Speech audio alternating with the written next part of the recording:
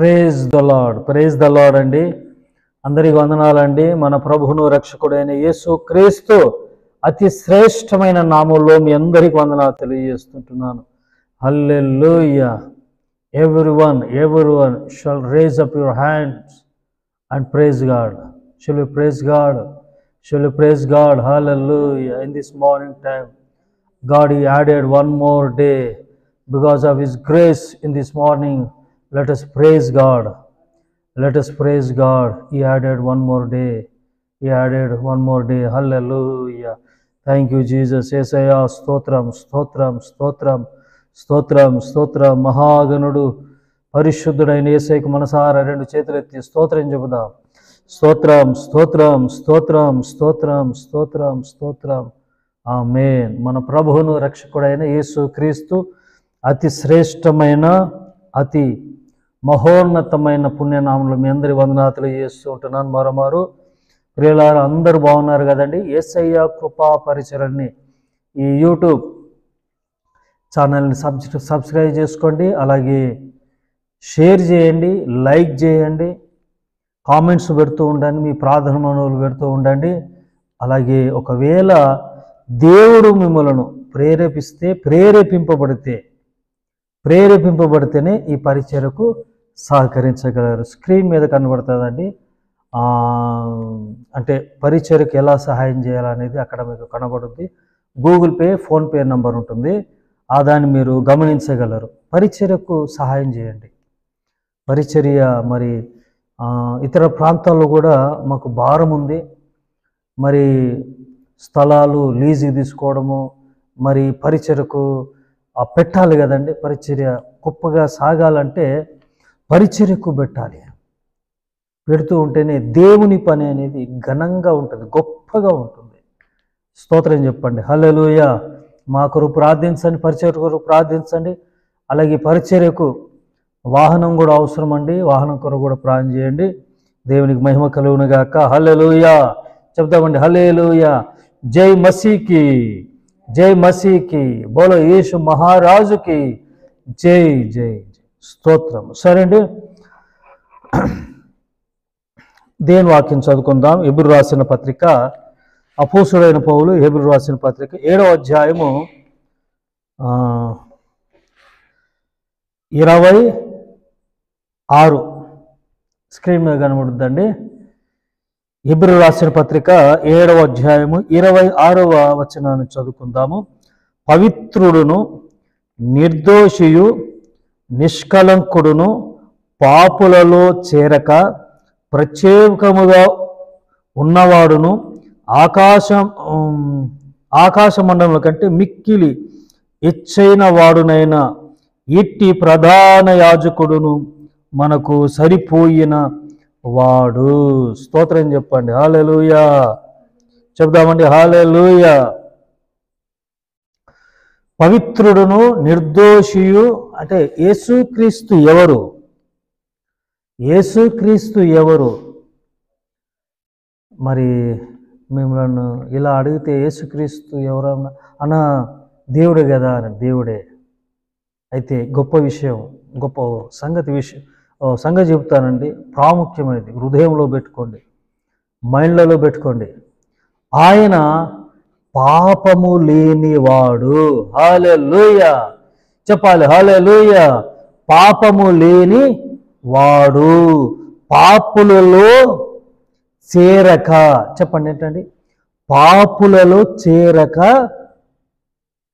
ప్రత్యేకమైన వాడు. మరి పాపులు ఎవరు? లోకంలో అందరూ. వాక్యం ఉంటుంది, అందరూ పాపం చేసి దేవుడు అనుగ్రహించు మహిమను అందరూ పొందలేకపోతున్నారు. అందరూ పాపం చేశారు. అందరి లోకంలో ప్రతి ఒక్కరూ పాపం ఉంది. ప్రతి ఒక్కరూ మరి దేవుని ఆజ్ఞను మీరిన వాళ్ళే. వాక్యం ఉంటుంది, అందరూ పాపం చేశారంటే అందరూ పాపులే. మరి పాపులైన వారిని నీతిమంతులుగా దేవుడు చేశాడు. మనం అందరము నీతిమంతులని. అయితే పాపుల్లో చేర్చబల్లే. ఆయన జననము పవిత్రమైనది. ఏంటంటే పవిత్రమైనది. స్తోత్రం చెప్పండి. హల్లెలూయా. ఆయన జననము కదా. ఇప్పుడు క్రిస్మస్ వస్తుంది, క్రిస్మస్ ఈ మరుసటి నెలలో కదండి. పరిశుద్ధాత్మ వలన కదా గర్భవతి అయింది. పాపం వలన కాదండి, ఏమండి, పరిశుద్ధాత్మ వలన. పరిశుద్ధాత్మ వలన అంటే ఆయన యేసయ్య జననము పవిత్రమైనది. పాపుల్లో చేరలే, దుష్టులతో చేర్చబడలే, అన్యాయస్తులతో చేర్చబడలే, అపవిత్రులతో చేర్చబడలేడు దేవుడు. ఆయన ప్రత్యేకమైన వాడు యేసుక్రీస్తు. అందుకే ఆయన లోకరక్షకుడు, లోకాన్ని రక్షించే నిజ దేవుడై ఉన్నాడు. కొన్ని వాక్యాలు నేను చూపిస్తాను. అదే ఇందాక చదివింది కాకుండా కొన్ని చూపిస్తాను.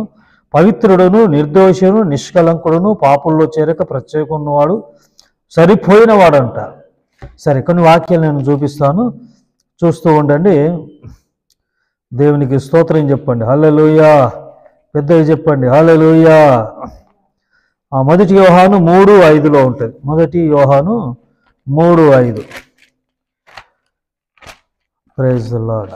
మొదటి యోహాను 3:5 ఏముందంటే చూడండి, నేను చదువుతాను. పాపములను తీసివేయుటకై ఆయన ప్రత్యక్షమాయనని మీకు తెలియను. ఆయన యందు పాపమేమియు లేదు. హల్లెలూయా. యోహాను అంటున్నాడు, పాపము తీసివేయుటకై ఆయన ప్రత్యక్షమేనని మీకు తెలియను. పాపాన్ని ఎవరు తీసేస్తారండి? పాపము లేనివాడు. ఏమండి, పాపము పోగొట్టబడాలంటే ఏమని అంటున్నారా? పాపము ఒక మురికి గుడ్డకి మురికి ఉందనుకోండి, మురికితో పోద్దా? ఏమండి, మురికితో శుభ్రం చేయగలమా? చేయలేము. అంటే మురికి లేనిది ఏంటి? సబ్బు కదా. సబ్బుతో రుద్దామనుకోండి, ఏమవుద్ది? ఎంత మురికైనా కూడా పోద్ది. ఏమండి, వింటున్నారా? అంటే యేసుక్రీస్తులో పాపము లేదు, ఆయనలో పాపము లేదు అని అంటున్నాడు. ఆయన యందు పాపమేమీ లేదు. హల్లెలూయా చెప్పండి, హల్లెలూయా. మొదటి పేతురు 2:22 చదివిస్తాను త్వరగా. మొదటి పేతురు 2:22 చదువుతాను నేను. మొదటి పేతురు 2:22 గమనించండి. క్రీస్తు కూడా మీ కొరకు బాధపడి మీరు తన అడుగుజాడలందు నడుచుకున్నట్లు మీకు మాదిరి చూపి 22 కదండి, 22 ఆయన పాపము చేయలేదు. 22 మొదటి పేతురు 2:22 ఆయన పాపము చేయలేదు, ఆయన నోటను ఏ కపటమును కనబడలేదు. పేతురు కూడా అంటున్నాడు ఆయన పాపం చేయలేదు. మరి పాపం చేసేదంతా ఎవరు? ఆదాము. పాపం చేసేది ఎవరు? మనుష్యులు. మరి దేవుడే పాపం చేస్తే ఎట్లా ఉంటుంది? పాపిగా మనతో ఏంటండి పాపులతో చేర్చబడతాడు. మరి భగవంతుడు దేవుడు పాపం చేయని వాడై ఉండాలి. యేసుక్రీస్తు పాపం చేయలేదు. పేతురు ఏమంటున్నాడంటే ఆయనలో పాపం లేదంటున్నాడు. యోహాను కూడా అంటున్నాడు ఆయన పాపం చేయలేదు. స్తోత్రం చెప్పండి, హల్లెలూయా. భక్తులు అంటున్నారు కదా, సరే భక్తుల మాటలు మేము నమ్ముతారో నమ్మరు కొందరు.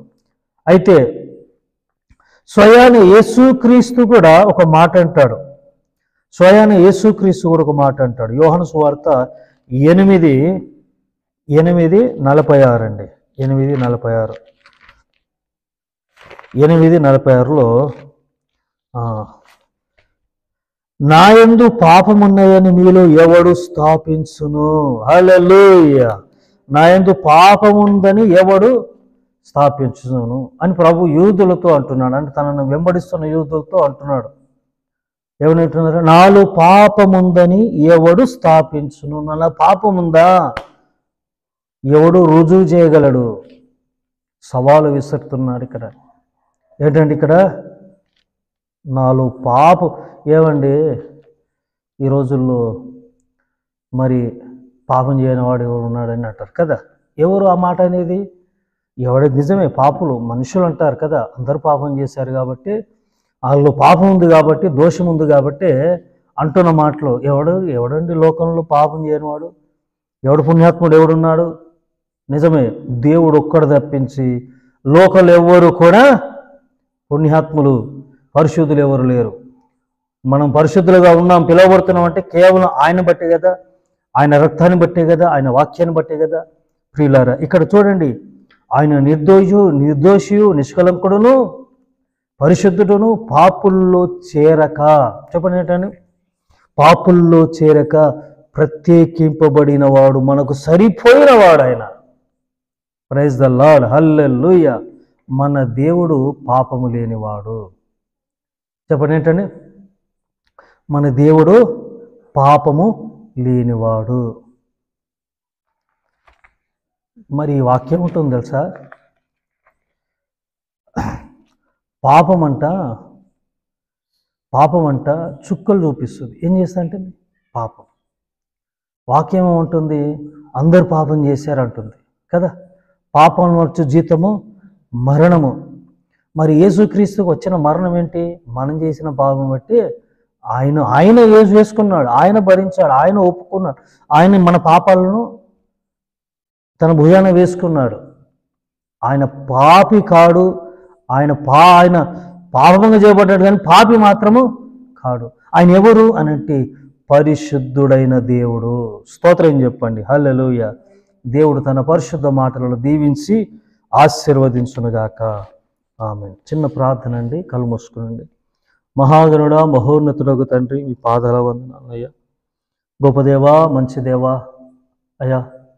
భక్తులు అన్నారు ఆయనలో పాపము లేదు, అలాగే నిర్దోషియు నిష్కలంకుడు ఆయన మనలాంటి వాడు కాడు, ఆయన నరమాత్రుడు కాదు, ఆయన పాపుల్లో చేర్చబడలేదు, ఆయన ప్రత్యేకింపబడిన వాడు, సరిపోయిన వాడు మనకి అంటూ భక్తులు అంటున్నారు. ఆయన పాపం లేదు, యోహాను అంటున్నాడు. అలాగే ప్రభు పౌలు అంటున్నాడు ఆయన పాపం లేదు. అలాగే ప్రభు పేతురు అంటున్నాడు ఆయనలో పాపం లేదని. చివరికి మీరే అంటున్నారు నాలో పాపం ఉందని ఎవరైనా స్థాపించగలరా అని. పాపం లేనివాడు, పరిశుద్ధుడవు తండ్రి. అయ్యా తండ్రి, నీకు స్తోత్రములు నాయనా. అయ్యా నీ పరిశుద్ధతో మమ్మలను పరిశుద్ధపరిచి నీ రక్తంతో మమ్మల్ని నీతిమంతులుగా చేసావు. అందుబట్టి నీకు స్తోత్రాలు తెలియజేస్తూ ఈరోజంతా ఈ వాక్యం ప్రియులకు నీ కృపాక్షేమం కలుగునగా అని ప్రార్థిస్తూ యేసు నామమున అడిగి వేడుకుంటున్నాను పరమ తండ్రి. Amen, amen. God bless you all. May God bless our India. Praise the Lord, praise the lord.